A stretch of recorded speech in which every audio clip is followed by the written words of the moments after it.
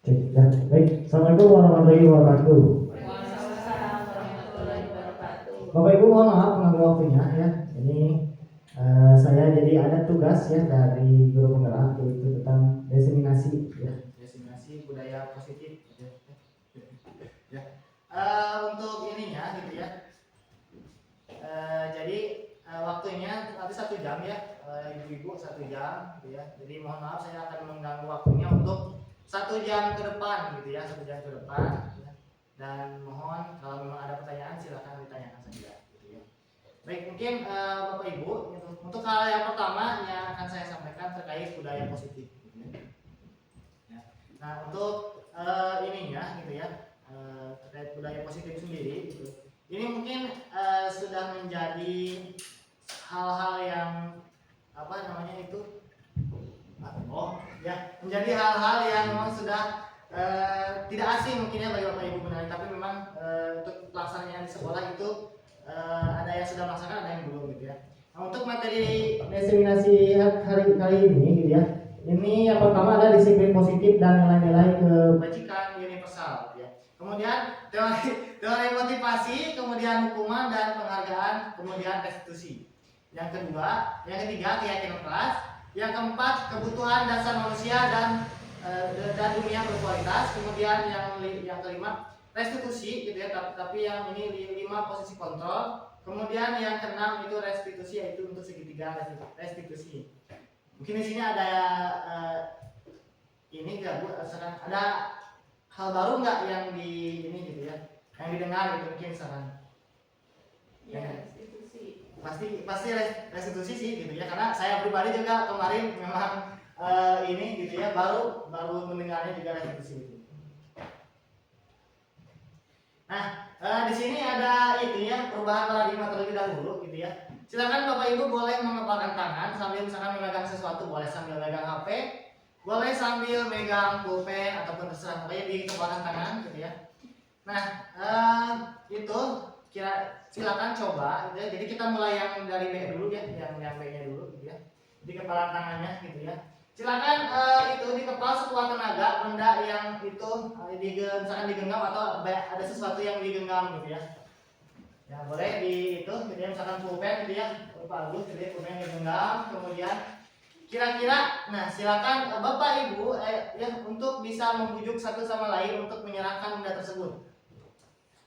Boleh misalkan Bapak Ibu boleh terserah gitu ya, mau membujuk, mau mengancam, mau menghardik gitu ya, mau merayu gitu ya, dikicilpan gitu ya, boleh gitu, dikicil-kicil gitu boleh gitu ya, agar bisa mendapatkan kepalan tangannya itu terbuka, jadi barang yang di dalam kepalan tangannya itu terbuka.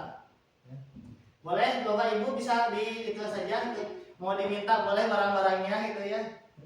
Ini mah tuh minta minta. Belum mencerna. Hah? Ini mau. Jadi intinya Bapak Ibu itu intinya silakan ambil barang yang dari temennya. Ya, kira-kira temennya mau membuka atau tidak itu gitu. Mau nggak Bu? Bukan nongkrong, ampun. Mau buka. Kelihatan mah pulpen. Ini aku itu kelihatan mah. Ayo, kursi buka dong. Kumaha lagi? Mangga Ibu terserah Ibu, mangga gitu ya, mau dimaki-maki juga boleh, dimaki-maki gitu ya. Ya, menghardik juga boleh gitu ya, maki-maki gitu ya. Mau merayu, kicil-kicil gitu ya, misalkan bagus dikicilpan gitu ya boleh gitu ya. Jangan kicipin aku. Kan setiap hari kita juga Bisa dua. Kursi soleha. Bu Sri hebat. 3. Jangan sok nurut ya. Ya baik Bapak Ibu, ya segitu saja gitu ya. Nah itu kira-kira apa sih apa yang terjadi kira-kira? Ada yang memberikan barangnya atau ada yang tidak sama sekali diberikan barangnya? Berikan. Diberikan. Bu Widya diberikan? Diberikan. Bu itu berarti diberikan gitu ya. Bu Ais diberikan barangnya? Diberikan. Bu Sri? Iya, diberikan. Pak Agus kayaknya Pak Agus aja yang tidak memberikan barangnya. Saya tidak ada teman. Karena tidak ada yang merayu Pak Agus ya gitu. Oke, ya jadi kira-kira apa sih itunya gitu ya, maksudnya gitu ya. Nah, jadi secara tidak langsung gitu ya, Bapak Ibu sudah mempraktikkan paradigma tentang teori kontrol atau ilusi kontrol. Maksudnya apa? Jadi Bapak Ibu itu mengontrol murid. Jadi ilusi seorang guru itu mengontrol murid. Jadi terserah gitu ya, misalkan Bapak Ibu mau mengajarkan anak seperti apa, itu memang karena Bapak Ibu yang punya kontrolnya. Gitu. Kemudian Bapak Ibu juga mempraktikkan ilusi bahwa kritik dan membuat orang merasa bersalah dapat menguatkan karakter. Jadi kira-kira misalkan kalau memang tadi kan ada yang merayu-rayu gitu ya, menjadi ibu secara tidak langsung ibu berusaha untuk meyakinkan gitu dengan karakter ibu yang misalkan manja-manja gitu, itu bagus, dia kan bagus barang gitu ya, menjijikan gitu. Ya, kemudian yang ketiga adalah ilusi bahwa semua penguatan positif gitu ya, efektif dan bermanfaat. Tuh, jadi intinya jadi segala sesuatu yang kita lakukan kepada anak nanti itu harus bersifat positif gitu dan efektif serta bermanfaat gitu ya kepada anak. Kemudian yang terakhir bahwa ilusi bahwa kita selaku orang dewasa juga melihat gitu ya. Jadi maksudnya melihat seperti apa? Jadi kan tadi kan Bapak Ibu punya hak gitu memberikan barangnya atau tidak gitu ya. Ini seperti itu gitu. Jadi paradigmanya seperti itu ya. Kemudian sesungguhnya sih siapa sih yang memiliki kontrol tersebut gitu ya? Nih di sini ada stimulus respon dan teori kontrolnya gitu ya. Kita mencoba mengubah orang agar berpandangan sama dengan kita gitu ya. Kan tadi secara tidak langsung kan ada Bapak Ibu karena tadi saya bilangnya itu boleh mengambil barang orang lain gitu ya dengan cara apapun. Secara tidak langsung saya itu sudah menstimulus Bapak Ibu untuk mencoba merubah pandangan yang tadinya dikepalkan tangannya gitu ya, bisa menjadi terbuka. Ya, kemudian gitu ya, yang kedua itu ya, ada perilaku buruk ya, perilaku buruk dilihat sebagai suatu kesalahan. Kemudian orang lain bisa mengontrol saya gitu ya. Jadi kan tadi Bapak Ibu sudah praktek ya. Jadi secara tidak langsung Bapak Ibu dikontrol oleh seseorang gitu. Bisa saya tadi yang menginstruksikan ataupun misalkan teman Bapak Ibu di sampingnya yang berusaha untuk mengambil barang tersebut yang dari tangan Bapak Ibu. Kemudian pemaksaan ada pada saat bujukan yang gagal. Kan mungkin tadi awalnya kan memang itu ya agak susah gitu ya mencoba untuk mendapatkan barangnya, tapi setelah dirayu gitu ya, dipuji-puji, dipuji-puji gelis gitu ya, ibu gelis gitu ya. Nah, jadi akhirnya Bapak Ibu memberikan barang yang dikepalkan tersebut. Kemudian yang selanjutnya adalah model berpikir menang atau kalah gitu ya. Jadi Bapak Ibu secara tidak langsung ketika Bapak Ibu ingin mengambil barang dari kepala tangan temannya, otomatis Bapak Ibu ingin menjadi seorang pemenang gitu ya, tidak mau menjadi orang yang kalah. Maksud kalah di sini apa? Jadi Bapak Ibu memberikan barangnya. Gitu. Kemudian untuk teori kontrolnya, jadi kita berusaha memaknai pandangan orang lain tentang dunia. Kemudian yang selanjutnya adalah semua perilaku memiliki tujuan. Kemudian hanya Anda yang bisa mengontrol diri Anda. Jadi secara tidak langsung Bapak Ibu pokoknya apapun yang terjadi, ya itu mau benar mau salah, karena yang mengontrol diri adalah kita sendiri gitu ya. Kemudian Anda tidak bisa mengontrol orang lain gitu ya. Jadi kadang kita tidak bisa mengontrol orang lain gitu ya, yang harusnya A ternyata malah jadi B gitu ya.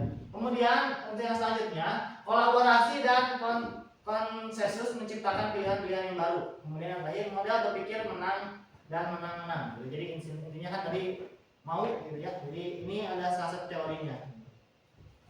Nah, di sini ada teori kontrol gitu ya, dari menurut Dr. William Glasser gitu ya. Di sini ada 4 gitu ya. Yang pertama ada Anda tidak bisa mengontrol orang lain, hanya Anda yang bisa mengontrol diri Anda gitu. Jadi memang kita secara tidak sadar gitu ya bahwa kita gitu ya, tidak bisa mengontrol orang lain gitu ya. Jadi memang mau tidak mau saat itu memang awalnya pasti seperti itu. Kemudian semua perilaku memiliki tujuan.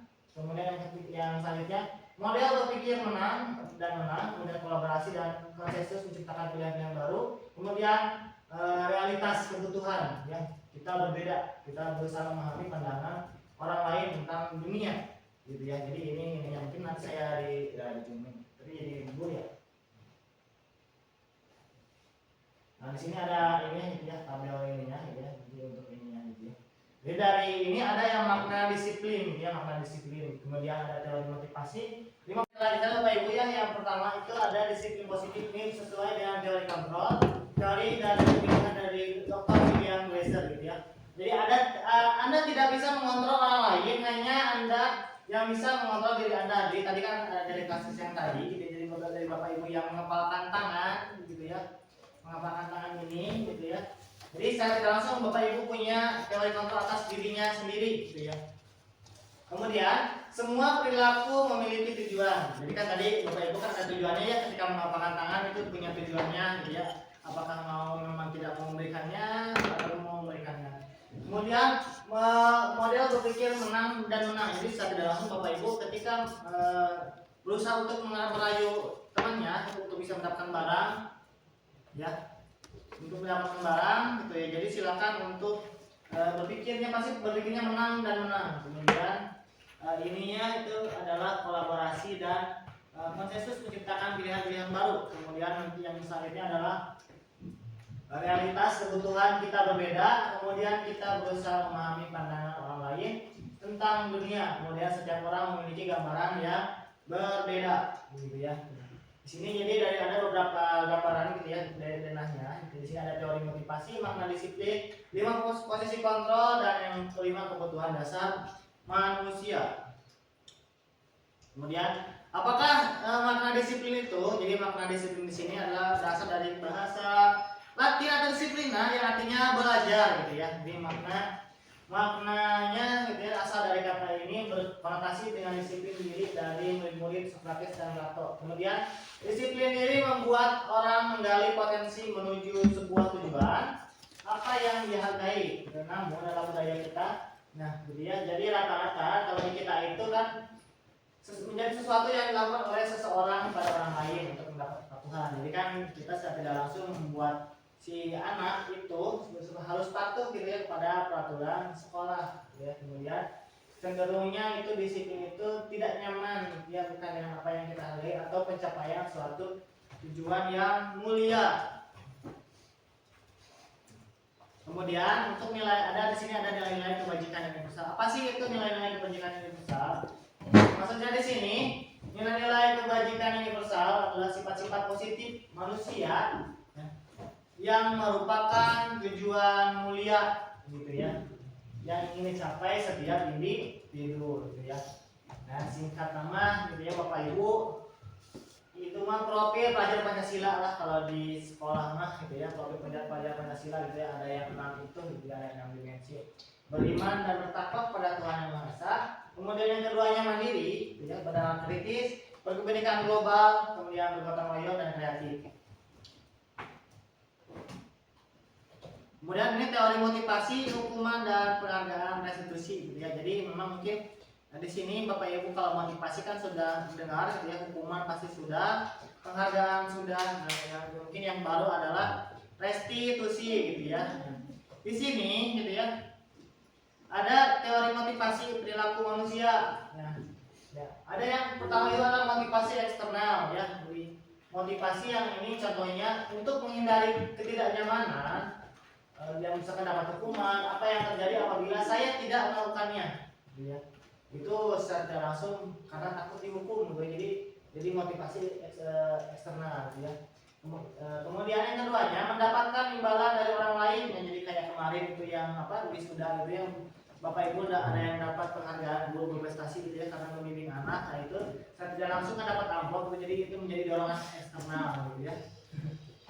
Kemudian yang ketiganya menghargai diri sendiri, gitu ya. Jadi saya akan menjadi orang yang seperti apa bila saya melakukannya. Jadi secara tidak langsung itu menjadi motivasi internal.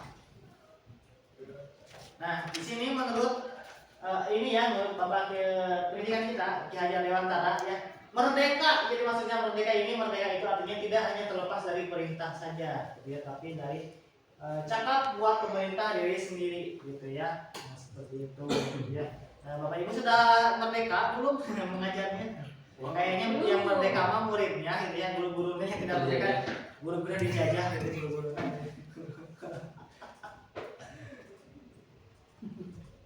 Nah, yang selanjutnya apa sih itu restitusi itu siapa? Ya, jadi maksud restitusi ini adalah proses menciptakan kondisi bagi murid, ya, untuk memperbaiki kesalahan mereka sehingga mereka bisa kembali pada kelompok mereka dengan karakter yang lebih baik.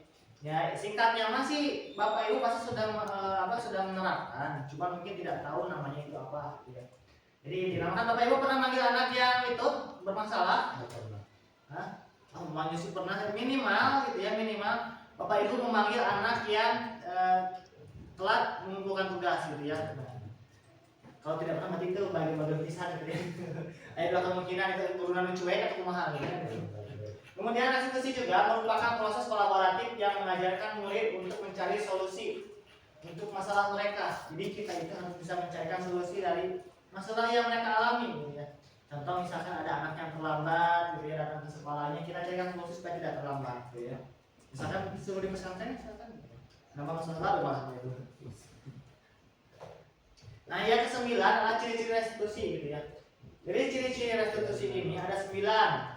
Yang pertama, bukan untuk menembus kesalahan, namun untuk belajar dari kesalahan. Nah, jadi kan kalau kita manggil siswa itu jangan sampai gitu ya, kita itu kayak menembus kesalahan anak gitu ya, yang salah gitu. Tapi kita harus membuat mereka belajar dari kesalahan gitu. Kemudian yang kedua, memperbaiki hubungan seperti apa? Contoh ada anak yang punya masalah dengan di kelasnya ada praksi-praksi gitu misalkan gitu ya. Nah, jadi gitu ya, jadi hubungannya itu kita perbaiki. Nah, walaupun misalkan misalkan ada permasalahan antara hubungan siswa dan guru misalkan gitu ya, jadi mulai terbangun gitu ya. Jadi kan anak yang bermasalah ini mulai terjalin hubungannya dengan kita gitu ya. Tapi dari sini mah insya Allah tidak ada masalah ya sama anak gitu ya. Jadi guru sama anak mah aman-aman saja. Kemudian yang ketiga, tawaran bukan paksaan. Jadi kita itu menawarkan solusi, bukan memaksa mereka untuk berubah. Jadi, tapi kita biarkan mereka untuk bisa berubah. Kita kasih tawaran, bisakah kamu berubah dari sikap yang kurang baik menjadi lebih baik? Kemudian yang selanjutnya menuntun untuk melihat ke dalam diri. Maksudnya menuntun di sini apa? Jadi biar si anaknya itu tahu bahwa memang apa sih dia diri mereka itu seperti apa sih, kurangnya apa gitu ya, kelebihannya apa ada dari situ. Kemudian mencari kebutuhan dasar yang mendasari tindakan. Jadi apa sih yang mereka tuh misalkan jadi terlambat tuh karena apa, terus tidak ngerjain tugas tuh karena apa, kita gali gitu ya, buah-buah misalkan dianya banyak pikiran di rumahnya misalkan dicarikan ke kolotnya gitu ya. Kemudian yang selanjutnya gitu ya, restitusi juga cara yang paling baik gitu ya. Jadi memang di sini itu merupakan cara yang paling baik, kita mencari cara yang paling terbaik untuk anak menyelesaikan masalahnya. Kemudian yang selanjutnya, fokus pada karakter bukan tindakan. Jadi kita itu ingin merubah karakter, jadi bukan tindakan mereka yang berubah, tapi karakter anaknya yang ingin kita rubah. Kemudian fokus pada solusinya. Jadi fokus pada solusi ya. Jadi Bapak Ibu ingat ya, kan memperbaiki karakter dan memberikan solusi. Kemudian yang selanjutnya yang terakhir, mengembalikan murid yang berbuat salah pada kelompoknya. Maksudnya mengembalikan di sini. Jadi dari yang misalkan tadinya sering terlambat tidak terlambat, gitu seperti itu. Kemudian keyakinan kelas, gitu ya. Bapak Ibu mungkin sudah ada yang pernah mendengar mungkin tentang keyakinan kelas. Gitu ya. Nah, mengapa sih mengapa tidak peraturan saja? Mengapa harus keyakinan kelas, gitu ya? Nah, maksudnya tuh contoh nih, mengapa kita memiliki peraturan harus menggunakan helm bila mengendarai kendaraan roda 2? Supaya aman kata Busri gitu ya. Kemudian yang kedua, mengapa kita memiliki peraturan 3M ketika Covid nih? Menggunakan masker, mencuci tangan, dan menjaga jarak 1,5 meter. Bagus, gimana bagus? Biar ini ya, biar tidak tertular Covid-nya gitu ya, bagus. Dan ke Pak Isan, mengapa kita memiliki peraturan harus datang tepat waktu bila saat mengikuti pelatihan? Karakter disiplin. Nah, kita karakter disiplin gitu ya. Jadi secara tidak langsung itu jawaban-jawaban Bapak Ibu itu adalah jawaban intrinsik yang mendukung, jadi nilai-nilai, keyakinan-keyakinan untuk menggerakkan seseorang. Gitu ya. Jadi kan secara tidak langsung Bapak Ibu itu kan tadi kan dari memakai helm, gitu ya, menggunakan masker, datang tepat waktu itu merupakan suatu motivasi intrinsik yang datang dari Bapak Ibu itu sendiri. Nah di sini ada saya buatkan ini ya, itu ring ya, gitu ya. Ini yang paling tengah itu ini peraturan kelas ya Bapak Ibu ya, peraturan kelas. Bedanya apa peraturan kelas sama keyakinan kelas? Coba mungkin ada dari Bapak Ibu yang ada yang mau menjawab. Peraturan kelas sama keyakinan kelas. Kalau keyakinan kelas mah kayaknya hampir mirip kayak kesepakatan yang dibuat di kelasnya. Jadi guru sama muridnya itu diskusi supaya misalkan jadi misalkan 10 menit sebelum masuk harus sudah ada di kelas. Kalau misalkan tidak, kita kesepakatannya konsekuensinya apa soal itu. Jadi disepakati oleh kedua belah pihak, baik itu anak-anak sama gurunya. Kalau peraturan, memang peraturan yang sudah disiapkan oleh sekolah yang harus dipatuhi, baik itu gurunya ataupun anaknya. Ya, baik, terima kasih Gus yang sudah berkenan menjawab ya. Luar biasa, tepuk tangan buat Gus ya. Luar biasa ya, Gus bisa menjawab itu bersuara gitu ya. Jadi memang untuk peraturan kelas sendiri memang pada dasarnya pasti sudah dibuatkan oleh sekolah, peraturan kelas ini gitu ya. Dibuat oleh sekolah, kemudian diterapkan di kelas gitu ya, dan disepakati oleh ininya gitu ya, anak-anaknya. Kalau keyakinan kelas ini tingkatannya lebih tinggi lagi, jadi memang sesuatu motivasi yang ada di diri mereka. Jadi makanya tingkatannya lebih atas dari peraturan kelas. Jadi memang kesadaran mereka gitu ya dalam melakukan sesuatu makanan namanya keyakinan kelas. Kemudian yang selanjutnya ada di ring selanjutnya ada lingkungan positif. Jadi ketika peraturan kelasnya sudah ada, keyakinan kelasnya sudah ada, otomatis di kelasnya akan menjadi lingkungan yang positif. Apabila lingkungannya sudah positif, maka akan timbul namanya budaya positif, itu tingkatannya lebih tinggi lagi gitu ya. Nah, di sini yang mana merupakan keyakinan kelas gitu ya. Mengapa? Gitu ya. Nah, di sini ada kesepakatan kelas datang tepat waktu ya. Nah, datang tepat waktu itu bisa itu ya, kemudian mengucapkan salam, kemudian menjaga kebersihan sekolah, berdoa sebelum dan sesudah kegiatan, aktif dalam pembelajaran dan tertib ya. Nah, ini kesepakatan kelas saya gitu ya. Nah, kira-kira kalau kami datang dan kami guru dan murid yang saling menyayangi gitu ya.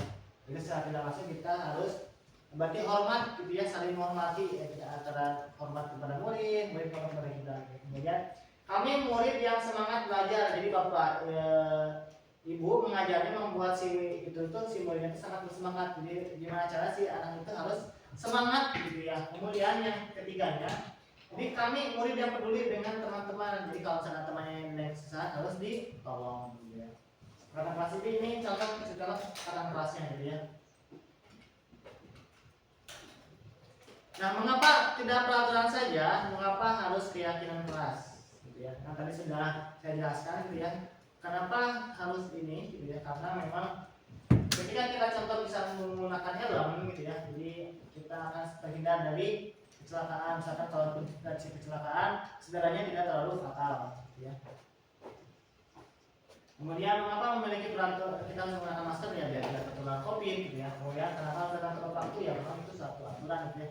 Kalau tadi kata Pak Usma biar barokah gitu ya. Kemudian di sini ada pendalaman terkait keyakinan kelas. Terima kasih Pak Isa, baik sekali Pak Isa. Masya Allah gitu ya.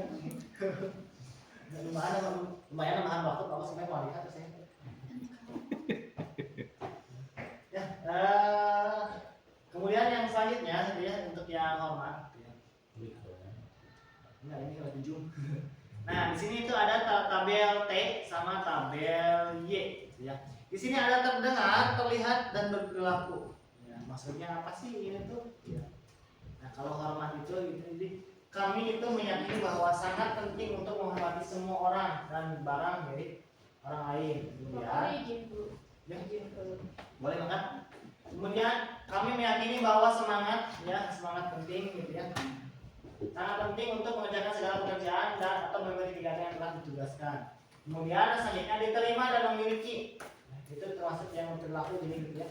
Kami meyakini bahwa sangat penting untuk merasa diterima pada satu kelompok dan saling peduli satu sama lain. Gitu ya. Bisa masuk perilaku bisa lihat juga bisa. Nah, mungkin Bapak Ibu masih bingung apa sih ini tabel T dan tabel Y. Nah, di sini itu yang terdengar.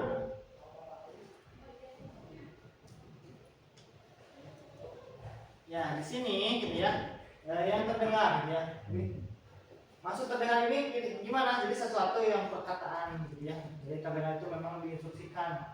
Jadi satu orang berbicara, yuk saya bantu yuk. Nah, jadi biar kan ini terdengar gitu ya. Jadi kalau misalkan ada guru di sini ada anak yang suka nolong ketika Bapak Ibu beres sengaja pakai fokus langsung ke anak Pak, saya bantuin ya Pak ya, itu sudah bagus gitu ya, jadi sudah ada.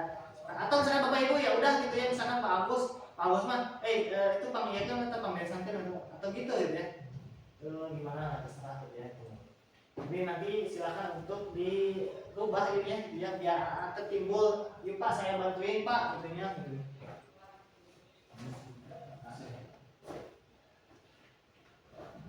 Ya kemudian ini ya yang terlihat gitu ya, dan seperti terhadap perasaan orang lain, jadi sangat berempati kepada orang lain gitu ya, di sini ada berempati kepada orang lain. Kemudian memegang barang orang lain itu hanya izinnya, itu yang sesuatu yang terjadi ketika di kelas ya gitu ya. Kemudian mendengarkan dengan seksama dan senantiasa berbuat baik dan berbagi. Oh saya tetap potong videonya, bagus bisa jauh-jauh gitu.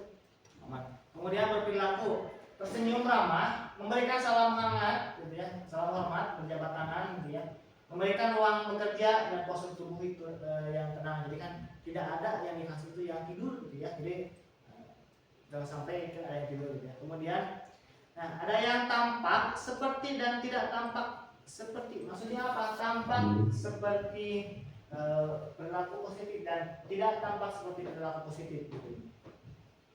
Nah, di sini kan ada contoh yang berlaku tampak sepertinya seperti datang tepat waktu, menyapa teman, ya, mengembalikan barang teman sesuai dipinjam, gitu ya. Yang tidak tampaknya seperti apa? Sering hadir terlambat, gitu ya. Tidak tak acuh kepada teman, kemudian tidak mengembalikan barang yang telah dipinjam. Nah, kemudian untuk yang untuk yang hormat. Nah, kalau yang bekerjanya tekun bekerja dan menyimak guru, tidak tampaknya tidak mendengarkan guru dan acuh tak acuh. Kemudian menyerahkan tugas tepat waktu dan tugas tidak diberikan kalau untuk yang tidak tampak sepertinya. Nah di sini ada dihukum oleh penghargaan. Jadi kadang kan kita itu ada pengaruh jangka pendek dan jangka panjang ketika untuk mendapatkan suatu penghargaan itu, gitu ya. Kemudian penghargaan untuk mengukur, penghargaan mengenai ketepatan, penghargaan tidak efektif, gitu ya. Penghargaan malah merusak hubungan, gitu ya. Kemudian penghargaan malah menurunkan kualitas, gitu ya. Penghargaan mematikan kreativitas dan penghargaan malah mengurangi motivasi intrinsik. Gitu ya. Jadi kadang kalau dibangga-banggain itu kadang malah jadi timbul ini. Gitu ya. Di sini ada tindakan guru ya Bapak Ibu. Silakan di sini apa kata ini ya? Ada 1, 2, 3, 4, 5, 6, 7, ada 7.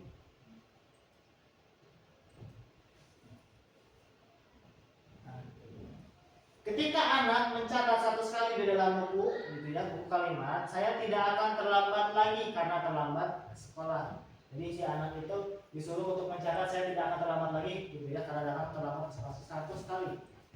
Kira-kira itu termasuk hukuman atau konsekuensi? Aisyah? Apa mungkin Aisyah atau ibu-ibu mungkin ada yang mau menjawab? Ibu-ibu, kira-kira kalau anak itu disuruh mencatat 100 kali dalam sebuah buku itu teh karena terlambat, itu kira-kira hukuman atau konsekuensi?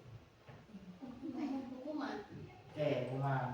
Kemudian yang selanjutnya, lari mengelilingi lapangan basket 2 kali karena terlambat hadir di sekolah. Hukuman atau konsekuensi? Gak apa-apa, ini mah nggak akan dibentur Bu. Tinggal jawab hukuman, konsekuensi. Dari Ibu Deti apa? Ibu Deti tadi? Apa hukuman? Konsekuensi mah kan masih baru peringatan. Oke, siap. Oke, Bahasa Indonesia bersabda ya. Murid diminta untuk push up 15 kali karena tidak menggunakan masker sekolah, gitu ya. Pak Isan itu apa? Itu Pak Isan kira-kira? Ini tahu pas bilang ke Pak Agus mah katanya itu mah hukuman, soalnya pernah ngelakuin ya Pak Agus ya. Oh gitu. Masalah betul. Oke, kemudian menggantikan kertas tugas teman yang telah dicoret-coret. Hukuman atau konsekuensi? Konsekuensi. Oke, wah kalau Ibu bahasa Indonesia langsung menjawab. Membersihkan tumpahan di meja tulis karena tersenggol pada saat belajar. Hukuman atau konsekuensi? Membersihkan tumpahan air di meja tulis karena tersenggol. Konsekuensi. Konsekuensi. Murid disuruh untuk tidak mengenakan sepatu seharian di sekolah karena tidak mengenakan sepatu hitam. Hukuman atau konsekuensi? Nah, kemudian lari mengelilingi di lapangan basket 2 kali karena terlambat 10 menit untuk pelajaran 7 OK. Konsekuensi. Ya. Baik, kita lihat Bapak Ibu, jawab Bapak Ibu. Ya, jadi mencatat 100 kali dalam sebuah buku dalam buku itu termasuk sebuah hukuman. Karena apa? Karena terlambat ke sekolah. Karena apa? Karena itu sudah merupakan suatu peraturan sekolah. Jadi makanya wajib untuk dihukum. Kemudian lari mengelilingi lapangan basket gitu ya. Ketika terlambat hadir itu merupakan suatu hukuman juga gitu ya. Kemudian murid disuruh push up 15 kali karena tidak menggunakan masker, itu hukuman juga. Kemudian menggantikan kertas tugas teman yang telah dijelaskan betul-betul, itu adalah konsekuensi. Kemudian membersihkan tumpahan air, itu juga konsekuensi. Nah, murid disuruh yang tidak mengenakan sepatu, itu ada sebuah hukuman. Karena kan sudah ada aturan sekolah ya, jadi harus pakai sepatu hitam, gitu. Makanya itu suatu hukuman. Kemudian yang terakhir adalah konsekuensi. Jadi ketika lari gitu ya, itu terlambat, itu termasuk konsekuensi. Jadi siapa suruh hubungan saya itu terlambat. Nah, perbedaan hukuman dan konsekuensi ini kita mulai mendalami lagi ya. Kalau hukuman itu adalah sesuatu yang menyakitkan ya. Jadi harus terjadi. Jadi memang harus terjadi gitu ya. Jadi mau nggak mau ya harus dijalani kalau untuk hukuman gitu ya. Kemudian konsekuensi itu sesuatu yang harus terjadi gitu ya. Jadi yang memang konsekuensi jadi harus terjadi gitu ya. Jadi ada yang harus kita lakukan setelah melakukan sesuatu. Kalau hukuman memang jadi mau nggak mau ya harus gitu. Nah, kemudian membuat anak sakit gitu ya. Fisik maupun untuk jangka panjang waktu lama. Jadi di sini maksudnya itu, jadi hukuman itu membuat anaknya tidak jadi sakit gitu ya, tidak sakit hati gitu ya, maksudnya di sini gitu ya, anak sakit jadi sakit hati gitu ya. Kemudian konsekuensi itu membuat anak merasa tidak nyaman dalam jangka waktu pendek, jadi hanya sebentar saja gitu. Kemudian hukuman itu anak akan membenci kedisiplinan gitu ya, apa sih yang dimapain gitu ya. Kemudian kalau konsekuensi itu lebih menghargai kedisiplinan. Kemudian kalau hukuman itu lebih paksaan, kemudian ininya stimulus atau tanggapan. Kemudian konsep diri yang buruk ya kalau hukuman ini apa? Oh, 1 menit. Hah? Alhamdulillah gitu. Oke ya, kemudian kita lanjutkannya, yang hukuman itu adalah mendorong anak menyakiti diri sendiri. Kalau hukuman itu cenderungnya kan seperti itu gitu ya. Kemudian mendorong anak agar mudah menyatukan, menyesuaikan diri kalau konsekuensi. Kemudian konsep diri yang buruk gitu ya. Kemudian konsep diri yang baik kalau konsekuensi itu. Kemudian hukuman, anak belajar untuk menyembunyikan kesalahan. Nah, kalau konsekuensi, anak belajar untuk mematuhi peraturan. Kemudian yang selanjutnya, rasa bersalah, dipermalukan, dan merasa tidak dihargai kalau untuk hukuman. Karena dihukum gitu ya, ditakut. Kemudian kehilangan hak, dibuat tidak nyaman, diasihkan untuk sementara gitu ya, jadi di time out lah kalau ada hukuman. Nah, Bapak Ibu gitu ya. Nah, ini untuk ini. Kira-kira biar tidak mengantuk gitu ya Bapak Ibu, nah, ininya. Kira-kira kalau misalkan Bapak Ibu mau menerapkan ini, ada yang mempraktikkan cara untuk ini kesepakatan kelas? Ya. Itu biasanya ibu-ibu bahasa Indonesia, ibu-ibu itu ada yang mau praktik ibu. Ada semangat ibu hari. Contoh kesepakatan kelas. Oke ya, mungkin dibagi kelompok saja, mungkin dia dibagi kelompok saja. Ya, dibagi kelompok saja. Misalkan Pak Isan mau ikutnya ke kiri atau ke kanan, Pak Isan? Kesini aja. Oke, ibu-ibu gitu. Jadi Pak Isan, Bu Devi sama Bu Widya, Bu Ei sama Bu Siti gitu ya. Maka boleh berdiskusi saja gitu ya. Jadi kalau misalkan ibu mau bikin kesepakatan kelas itu seperti apa gitu ya. Nah, ini contoh kesepakatan kelasnya gitu ya. Ada kesepakatan kelas, ada keyakinan kelas gitu ya. Nah, kalau keyakinan kan tadi saya sudah bilang kalau kesepakatan kelas itu sesuatu hal yang disepakati bersama gitu ya. Kalau keyakinan kelas itu datangnya dari diri mereka sendiri gitu ya.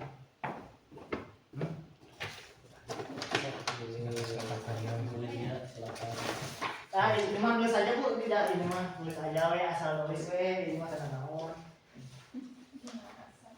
Oh jangan asal insyaallah mesti gitu.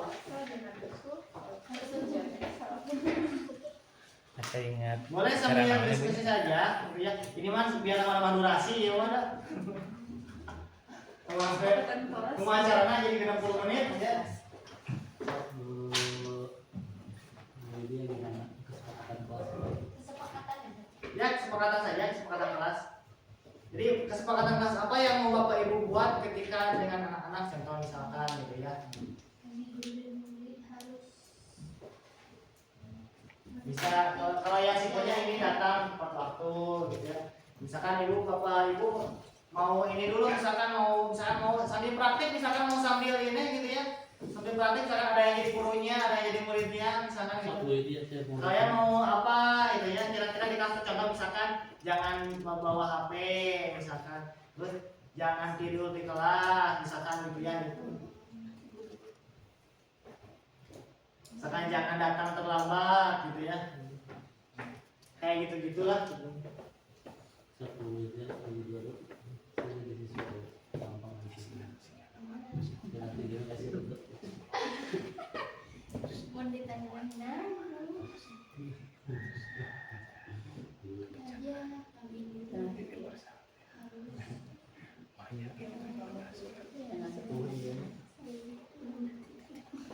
Oh, tidak boleh telat. menyenangkan pelajaran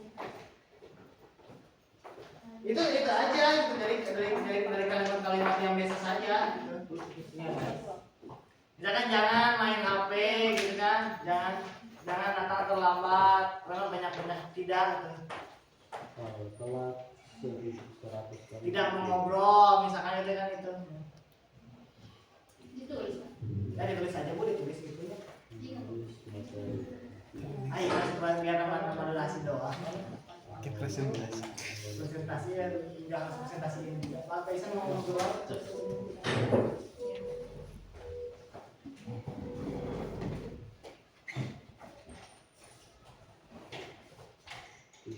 Pak Adit dia 58 menit Pak Adit. Oh, udah. Nah, kemarin di poker 59 menit. Tidak boleh makan di kelas.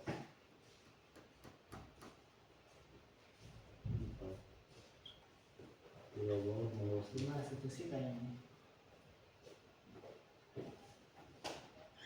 Oh iya. Biar tidak ini kan tidak ngantuk, jadi biar saya tes HPT-nya itu beneran saja udah lumayan.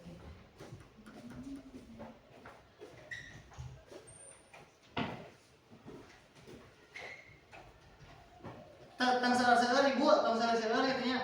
minimal 10 Nah, tang saudara buat tuh pada 5, pada 2 gitu kan naon gitu ya.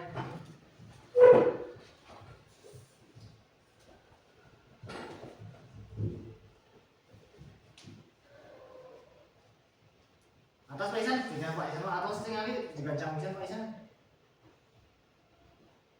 Bagus masuk ke kelompok kita Bu Sri. Oh, Oh itu kok.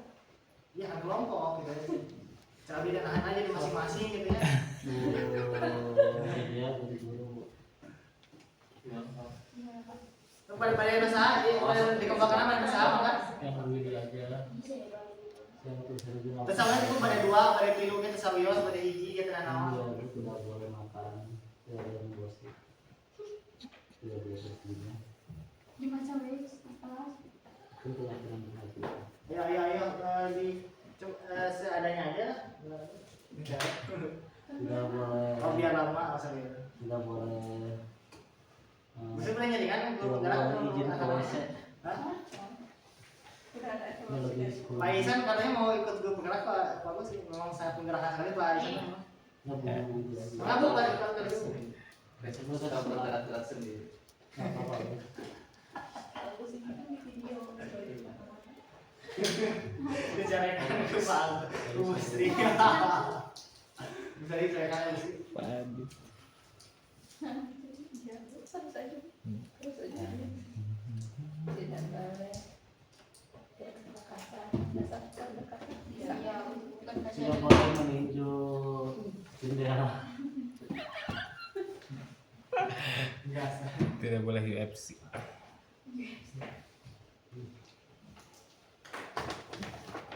Dia mah udah jadi kalimat kasih itu ini orang video mah.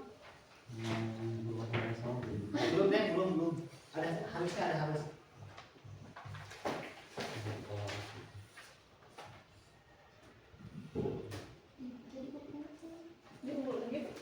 Iya. Kita tuh di ya ibu mending makan aja. Kamu sama jadi itu Kayak kan dibagi beda ya. merek sama. Ini dari kelompoknya Bu Widi. Ah, lihat ya. Hah? Ini yang Yang komplit Wih, banyak bisa kan? Wah ini tahun ini bisa. sudah biasa saja. Ini kesepakatan kelas 10 gitu ya. Dari kelompoknya Bu Is, Bu Sri dan Pak Agus. Jangan terlambat masuk ke kelas. Keduanya, datang ke sekolah tepat waktu. Ketiga, jangan berbicara atau ngobrol ketika guru menjelaskan.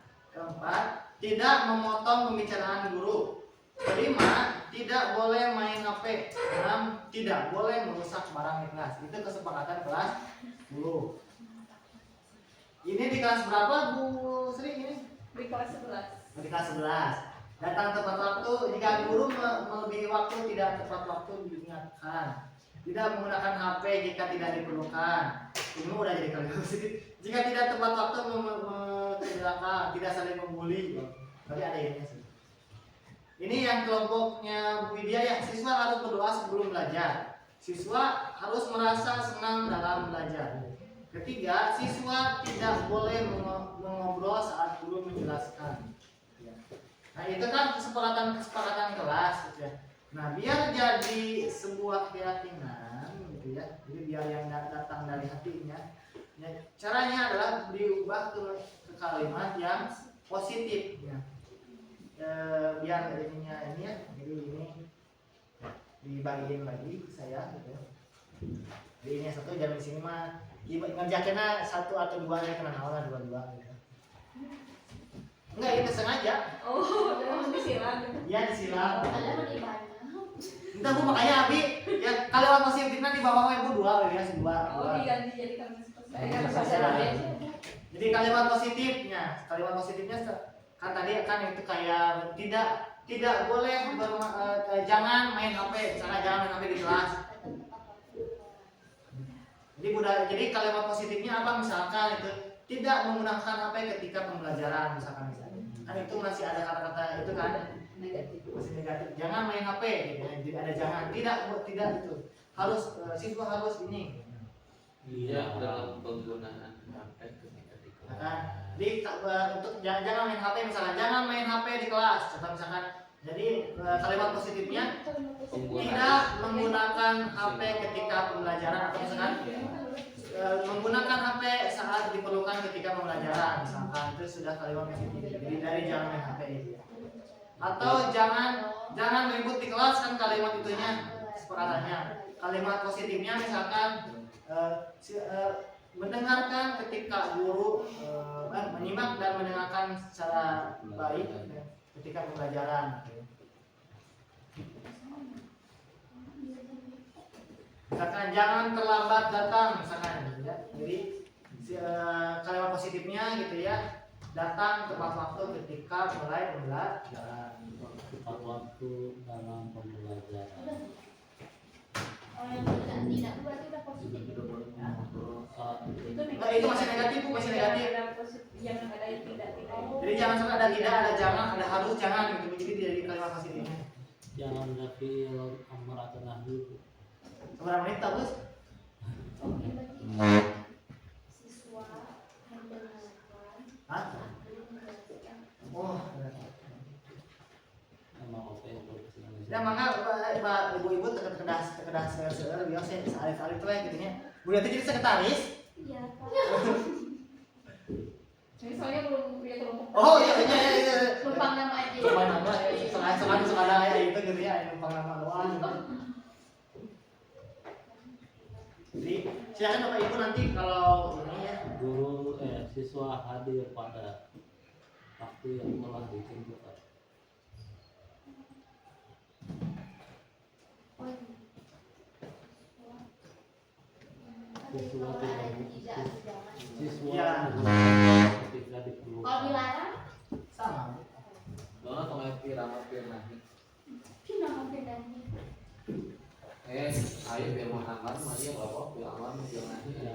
kami bertanya ke amal pertanyaan ada perintah kan tidak itu berbalik perintah Siswa yang salahun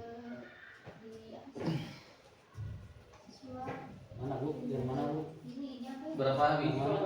Biasa ada pakai bagus ya sih. Nyaman aja bebas Ya, dipilih. Sampai tilu. Harusnya gue biasa. Oh, siap. 15 menit orang 15 menit. Siap.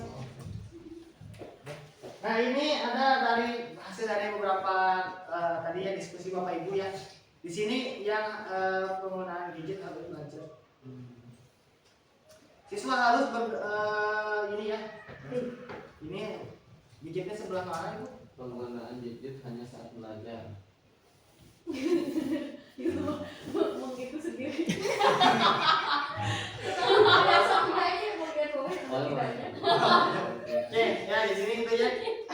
Jangan terlambat masuk ke kelas. Jadi kalimat positifnya siswa datang tepat waktu. Jadi jangan ada siswa jadi datang tepat waktu ke dalam kelas gitu ya.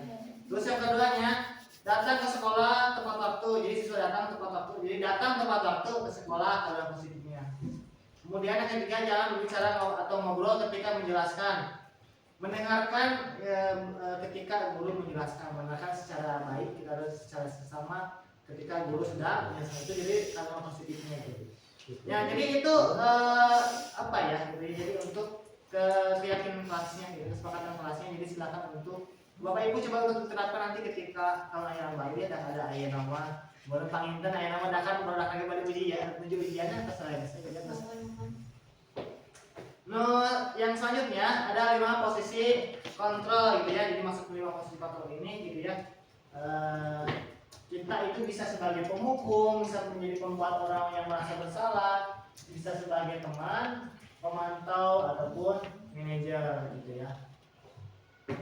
Jadi ini kita itu 5 posisi kontrol sebagai kita sebagai seorang guru. Kadang-kala kita sebagai penghukum, kadang-kala kita juga membuat seorang itu merasa bersalah gitu ya, si anak itu. Kadang kita juga sebagai teman, kadang juga kita sebagai pemantau ataupun manajer gitu ya. Nah di sini ada di sini. Saya kecewa sekali dengan kamu gitu ya. Siapa yang mengatakan yang membuat orang yang merasa bersalah. Jadi ketika saya kecewa sekali gitu, jadi membuat orang yang merasa bersalah gitu ya. Ini yang mengatakannya. Kemudian kamu tidak pernah benar melakukannya, itu penghukum. Kemudian ayolah lakukan demi ibu bapak gitu ya. Itu sebagai teman gitu ya. Kemudian apakah kamu mau mendapatkan stiker kita hari ini? Itu pemantau gitu ya. Jadi ketika di dalam kelas maksudnya gitu ya. Kemudian bagaimana kamu bisa menyelesaikan masalah ini? Itu manajer gitu ya. Kemudian kamu selalu yang paling terakhir itu penghukum. Jadi kita sebagai seorang guru itu kadang harus sebagai membuat orang yang merasa bersalah gitu ya, penghukum, sebagai teman juga, pemantau, manajer dan penghukum gitu ya. Nah di sini bergerak antara peraturan pemantau, konsekuensi atau hadiah gitu ya. Nilai-nilai gitu ya, manajer memperbaikinya.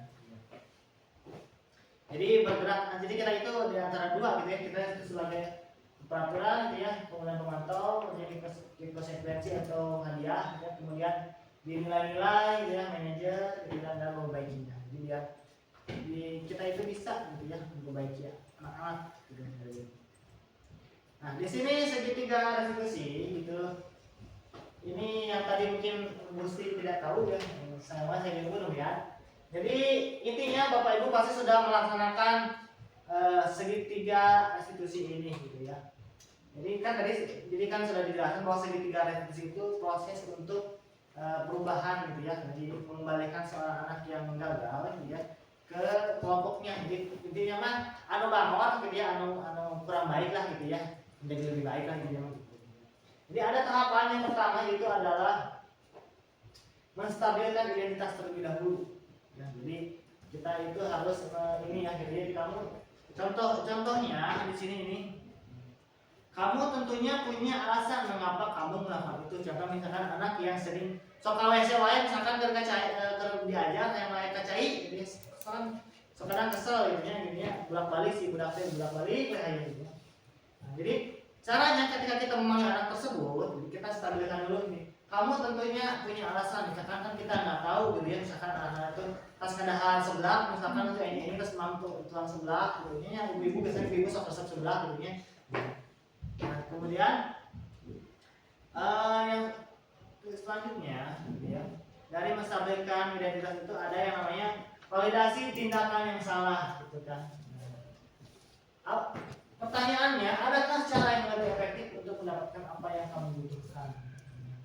Jadi kira-kira kan kalau misalkan si anak itu bolak-balik wae kacai gitu ya, karena misalkan diare karena makanan sebelah ya.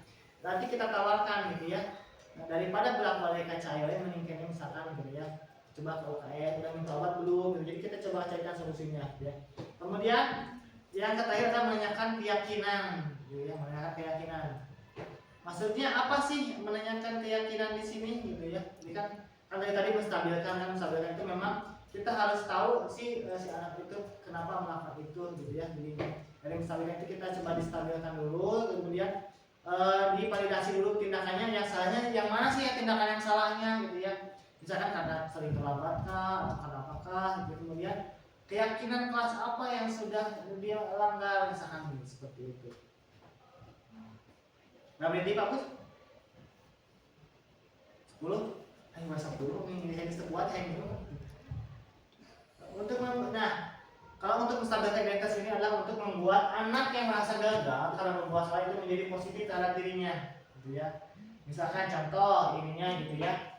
Berbuat salah itu memang hal yang manusiawi, gitu ya. Tidak ada manusia yang sempurna, gitu ya. Bapak juga pernah berbuat salah. Ya, misalkan gitu ya, kalau anak kita manggil anak gitu ya, kita pasti bisa menyelesaikan permasalahan ini gitu ya. Bapak tidak tertarik untuk mencari tahu siapa yang benar, siapa yang salah ya. Bapak lebih tertarik untuk menyelesaikan masalah.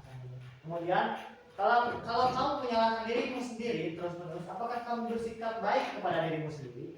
Jadi ini contoh pertanyaan-pertanyaan ketika kita manggil anaknya Bu Is gitu ya, misalkan anak kita ada yang mau konseling gitu ya.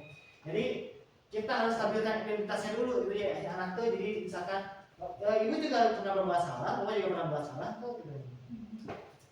Tidak masalah kalau kamu berbuat salah, asal jangan keterusan gitu. Nah, kemudian validasi tindakan yang salah atau validasi kebutuhan anak gitu ya. Jadi membantu siswa mengenali basic need-nya, kebutuhan apa sih yang ingin dipenuhinya untuk melakukan, kenapa sih melakukan kesalahan tersebut gitu. Jadi contoh kata-katanya, kamu bisa saja melakukan hal yang lebih buruk, tapi kamu tidak melakukannya kan. Contoh misalkan ada anak yang karena kancingnya menuju main basket, kancingnya kebetot jadi lecot gitunya, jadi garelut gitunya. Nah, itu gitunya, jadi gitu ya. Bisa pertanyaannya kan kamu bisa saja melakukan hal yang lebih buruk, tapi kamu tidak melakukannya. Jadi kamu hanya misalkan adu oblong rumput, misalkan terdekat tempat rumput gitu ya, bubuk gitu ya. Kemudian apa sih yang penting bagi kamu? Kenapa sih kamu melakukan itu? Kemudian mengapa kamu belajar cara lain untuk mendapatkan yang kamu butuhkan tanpa harus memukul? Kemudian apakah kamu bisa melakukan dengan lebih baik esok lagi? Jadi kalau untuk validasi kebutuhan. Nah di sini untuk menanyakan keyakinan. Jadi anak melihat kesalahannya dihubungkan dengan norma sosial dan nilai-nilainya. Nah contohnya guru berkata gini, apa nilai yang kita percaya di kelas atau di sekolah kita? Kemudian nilai-nilai universal apa yang telah kita sepakati? Kemudian kelas yang ideal itu seperti apa sih? Kamu ingin menjadi anak seperti apa? Apa yang kamu rasakan ketika kamu melakukan itu? Ketika kamu menjadi orang yang seperti apa? Itu menanyakan keyakinan gitu ya. Nah, ya, jadi kita sudah hampir sampai di penghujung kegiatan yang Pak Ibu. Hal baru apa yang mengubah paradigma saya yang saya dapatkan? Ya, mana dari siapa dulu dari maka perwakilannya dari kelompok ini, misalkan dari Bu Widya jajarannya baris kanan, sayap kiri.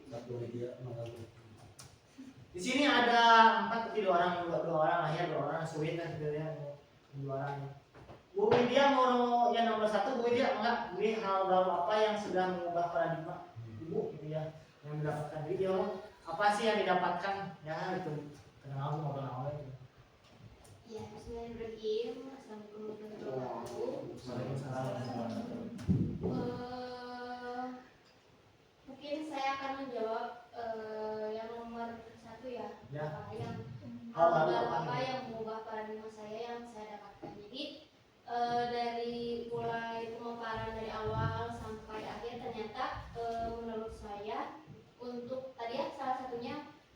membuat kayak tadi konsekuensi dengan hukuman. Nah ternyata kita sebagai guru tidak apa ya, tidak langsung misalnya membuat peraturan, tapi kita juga harus memikirkan. Saya juga baru tahu nih, ternyata yang tadi saya pilih ya saya kira itu konsekuensi, ternyata itu hukuman. Nah, berarti selama ini pandangan saya masih butuh apa ya, masih ini gitu, masih apa ya namanya itu. Jadi ternyata saya masih belum paham tentang akan hal itu gitu, tentang apakah ini konsekuensi atau hukuman. Jadi ternyata dari kegiatan ini saya menemukan ilmu baru bahwa guru itu sebelum menentukan aturan atau hukuman, kita harus memahami dulu mana sih yang menjadikan itu konsekuensi dan mana yang menjadikan itu hukuman gitu. Nah baru nih setelah kita tahu perbedaannya, maknanya, baru kita tahu nih hukuman itu seperti apa, kemudian konsekuensi itu seperti apa gitu. Jadi kita harus memahami maknanya dulu. Itu menurut saya. Wah, luar biasa. Tepuk tangan tuh buat Widi.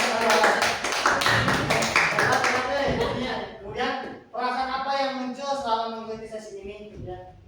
Ya khususnya mungkin mengenai makna disiplin dan motivasi intrinsik. Mungkin mana dari kelompoknya Ibu Sri dan DKK, Ibu Sri and the Gang, Mangga boys. Ini perasaan apa yang muncul selama mengikuti sesi ini, misalkan apa gitu ya? Jadi dari mana Buis, enggak? Assalamualaikum warahmatullahi wabarakatuh. Waalaikumsalam warahmatullahi wabarakatuh. Bismillahirrahmanirrahim. Setelah tadi pemaparan dari awal sampai akhir, banyak sekali ilmu baru yang didapatkan untuk ini di kelas, untuk menangani siswa di kelas. Di antaranya yang tadi hukuman sama konsekuensi, terus yang tadi yang lebih menarik lagi kebutuhan siswa dan apa tadi yang divalidasi itu. Oh ya, yang disebut 3 restitusi Bu. Ya itu memang kadang-kadang suka lupa dan ya suka terabaikan. Sebetulnya kadang ini Bu ya, sebetulnya kita kadang sudah menerapkan, cuma tidak tahu teorinya apa. Ya, dari Ya, baik, terima kasih Bu. Tepuk tangan buat Bu Is. Nomor yang ketiga ya, dari setelah saya melakukan ini gitu ya, kira-kira Bapak Ibu mau melakukan apa? Apakah kira-kira ingin mencoba menerapkannya atau tidak gitu ya? Maka dari siapa? Bagus. Ya, maka dari Pak Agus kira-kira ini jadi kira-kira apa sih yang akan Pak Agus lakukan dari hasil pemaparan yang sudah saya sampaikan? Nah, Baik, mungkin dari beberapa hal yang akan diterapkan setelah mengikuti ini tentunya dalam siswa berarti Pak ya, siswa berarti lebih banyak menerapkan hal-hal positif baik itu secara lisan, kata dan kata-kata negatif untuk meningkatkan pemikiran positif dari siswa. Dan tentunya juga nanti peran-peran yang tadi sebagai manajer semuanya itu pun harus jadi agenda rutinan gitu kan, untuk mendidik siswa agar tercipta siswa yang belajar saat ini. Udah bagus, ya luar biasa. Tepuk tangan buat Pak Agus, luar biasa. Ini pertanyaan terakhir ya, Bapak Ibu, pertanyaan terakhir ini. Ya. Jadi ketika Bapak Ibu sudah ini ya, menyimak yang sudah saya sampaikan, jadi Bapak Ibu akan menjadi seperti apa? Kira-kira akan seperti apa gitu ya? Menjadi orang yang seperti apa setelah mendengarkan ya, saya bercuap-cuap gitu ya? Dari Pak Isan mungkin, Pak Isan penutupnya Pak Isan. Jadi setelah ya materi yang sudah saya sampaikan, Pak Isan itu akan seperti apa gitu ya? Ya, terima kasih atas kesempatannya dari pemateri. Mungkin singkat pada saja ya. Apabila kita dalam dunia pendidikan pasti butuh yang namanya peningkatan kompetensi dari hal apapun itu. Nah, mungkin salah satu yang kita tingkatkan pada tema ini adalah mengenai kedisiplinan, mengenai punishment, mungkin lebih tepatnya punishment, serta bagaimana kita bersikap kepada siswa. Nah, kesimpulan apa yang kita simpulkan dari seluruh tim yang ada di sini? kesimpulannya ketika kita melakukan satu hal, maka kita akan meningkatkan kemampuan itu dengan ilmu yang terus seperti itu. Nah, mudah-mudahan dengan adanya pemateri ini yang telah disampaikan oleh pemateri luar biasa ini, kita bisa menjadi lebih baik dan bisa menjadi lebih ikhlas dalam mengajarkan siswa-siswa. Seperti itu aja Pak. Terima kasih. Baik, terima kasih Pak Isa. Tepuk tangan Bapak Ibu. Nah Bapak Ibu, alhamdulillah ya, terima kasih gitu ya, karena sudah mau meluangkan waktunya yang untuk mendengarkan saya berbicara ini gitu ya, dari yang mudah dari tadi gitu ya. Mungkin dari saya segitu saja. Terima kasih Bapak Ibu. Mohon maaf bila ada salah-salah kata atau perbuatan ketika tadi menerangkan secara tidak sengaja, misalkan gitu ya. Oke, terima kasih. Saya tutup. Wassalamualaikum warahmatullahi wabarakatuh. Waalaikumsalam. Sudah, apapun diberikan lagi, saya lihat sungguh terlalu ya.